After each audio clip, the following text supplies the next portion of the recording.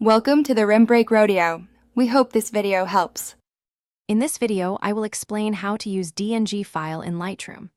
Open Lightroom and import your DNG files so they appear in the library grid for easy selection.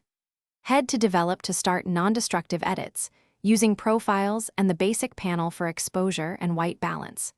Apply local adjustments for fine control, save presets for consistent looks across shoots, and sync edits to other photos quickly. Start by organizing your folders so imports stay manageable and searchable in the catalog. Use the import dialog and check build previews to speed up browsing and initial adjustments when you open Develop. Add keywords, captions, and metadata during import to make future searches and client deliveries effortless. Consider applying handling and camera calibration presets at import to save time and maintain consistency across a shoot.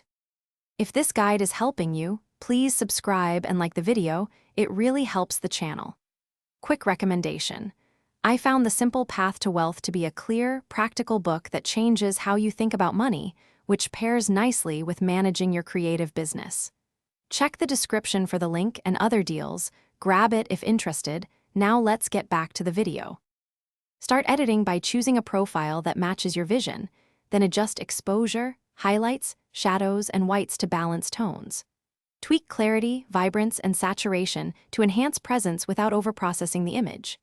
Use color temperature and tint to correct white balance and fine-tune skin tones.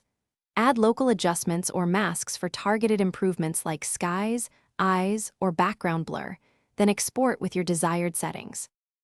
Thanks for watching. Consider subscribing if we helped you.